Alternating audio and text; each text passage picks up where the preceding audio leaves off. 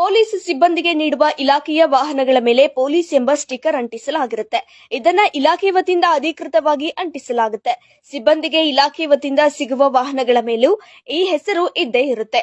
ಆದ್ರೆ ಪೊಲೀಸರು ತಮ್ಮ ಖಾಸಗಿ ವಾಹನಗಳ ಮೇಲೆ ಪೊಲೀಸ್ ಎಂಬ ಸ್ಟಿಕ್ಕರ್ ಹಾಕಿಸಿಕೊಳ್ಳುವುದನ್ನ ನಾವು ನೋಡಿರ್ತೇವೆ. ಕೆಲವರು ವಾಹನದ ಮೇಲೆ ಪೊಲೀಸ್ ಎಂಬ ಹೆಸರು ನೋಡಿದ ತಕ್ಷಣ ಸೈಲೆಂಟ್ ಆಗ್ತಾರೆ. ಪೊಲೀಸ್ ಎಂದು ಬರೆಸಿಕೊಂಡು ಮನ ಬಂದಂತೆ ವಾಹನ ಚಾಲನೆ ಮಾಡುವುದು ಕೂಡ ಕಡಿಮೆ ಏನಿಲ್ಲ. ಏಕೆಂದರೆ ಅವರಿಗೆಲ್ಲ ಪೊಲೀಸ್ ಹೆಸರೇ ಶ್ರೀರಕ್ಷೆಯಾಗಿರುತ್ತೆ. ಈಗ ಗೃಹ ಸಚಿವ ಪರಮೇಶ್ವರ್ ಅವರೇ ಈ ಗೊಂದಲಕ್ಕೆ ತೆರೆ ಎಳೆದಿದ್ದಾರೆ.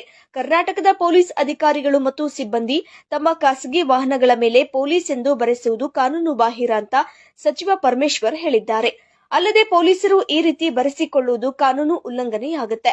ಇಂತಹ ಆರೋಪ ಕೇಳಿ ಬಂದರೆ 2022ರ ಸರ್ಕಾರದ ಸುತ್ತೋಲೆಯ ಪ್ರಕಾರ ಆ ಸಿಬ್ಬಂದಿ ಹಾಗೂ ಸ್ಟಿಕ್ಕರ್ ಹಾಕಿಸಿಕೊಂಡವರ ಮೇಲೆ ಕ್ರಮ ಕೈಗೊಳ್ಳಲಾಗುವುದು ಎಂದು ಅವರು ಎಚ್ಚರಿಸಿದ್ದಾರೆ.